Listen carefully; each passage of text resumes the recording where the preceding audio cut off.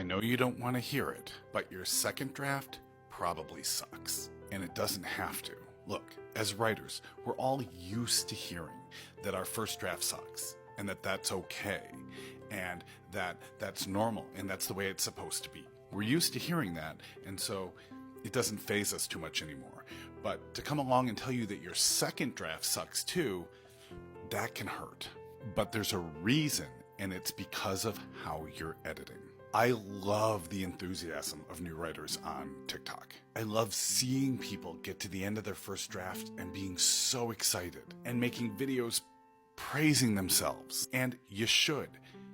Getting to the end of a first draft is an unbelievable challenge. Very few people actually get there. So when you finish that first draft, you have a right to cheer, to tell the world, I did it. The problem is that you're taking that excitement and that forward momentum you feel, and you're following that. This is great. I feel so good that I finished this. Let's move on to the next part. And we all know the next part is editing. And here's what I see a lot of new writers doing. After they hit save on that first draft, they scroll back through the pages, go to page 1, start going through it, and making little edits. Finding a spelling mistake, finding a grammar mistake, correcting those little things. Maybe you found a character that has 2 different names in 2 different places, so you go and find and replace and fix all that. Maybe you even discover a plot hole and you think, okay, how can I fix this? There's 2 things that you're doing wrong.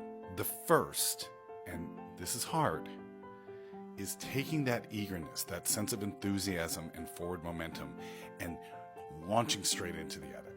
You need to stop and take a breath. You just finished writing this story. It is all swirling around in that head of yours. And here's the dirty little secret that none of us really fully comprehends. Sometimes there's stuff in your head that you think is on the page, and it's just not. But when you jump back into that manuscript, fresh off finishing the story, and you read through it in the same file, you're just gonna put it on the page, but in your brain. So you think it's there still, because as you're reading, you're filling in the gaps in your brain. So I know you've heard this before. This isn't new advice, but I'm really serious about it. When you hit save on that finished manuscript first draft, take that file, hide it in a folder somewhere on your computer, and don't think about it for really like 3 months. You can walk around telling people that you finished your first draft. You can talk about the story. You can explain to people what you've accomplished, but don't go read the story again. Don't edit, don't work on it. Don't open that file. 3 months. Okay, now you've gotten to the end of that 3 months. It's time to start editing. This is the next thing that I see everybody do that I could not tell you more not to do. Don't open the file and start editing in that file. That first draft file should be labeled first draft file, and it should never be altered. The best way to do this, in my opinion, is to print out the entire manuscript. Get a physical copy of it. This is where you're going to take your red pen and go through and, just like an English teacher, mark up your own manuscript. You will be amazed at the things you find when you do it this way. Other people will tell you to read it out loud. I think that's a fantastic idea, but as a person who struggles reading out loud, like, I get it if you don't do this. And I know there's software that'll read it out loud to you. I think that's great too, but I find that the robotic voices or the mispronunciations that come along with it are, they take me out of it.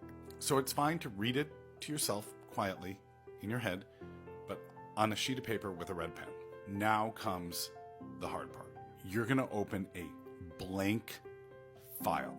Whole new Word document, whole new Scrivener document, whatever you want to call it. New, brand new, unformatted, untouched, and you're going to take that paper copy and put it next to you on your desk, and you're going to start retyping it from scratch. What this is going to do is going to be really surprising for you. You're going to be feeling like you're writing something new, even though you're transcribing your edited first draft. And there are going to be places where you start typing whole new paragraphs of brand new material. There's going to be places where you start typing and go, this doesn't feel right, and you're just going to cut things out. Or if you're like me, there's going to be places where you look at the POV and you just go, oh my God, I'm going to change the entire POV on this. I'm currently doing my final rounds of editing on Malcolm Carmichael Turkey, and I've just realized that the entirety of part 2, which was written in third person, I need to change to first person.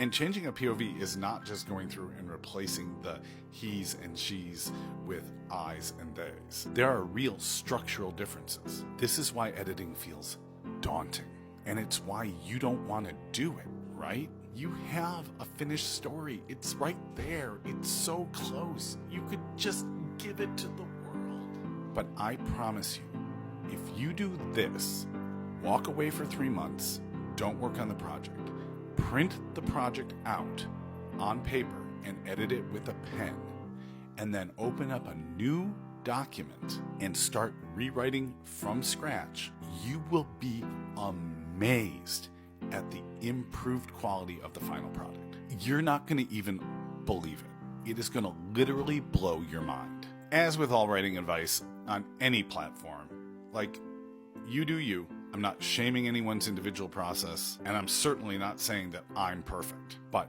I give you my solemn promise, if you use these steps, if you use this method, it's going to improve your writing. If anything I have to say is in any way valuable to you, then I encourage you to join us on Book Talk Writers Group. Book Talk Writers Group is every Sunday at 7 p.m. Central.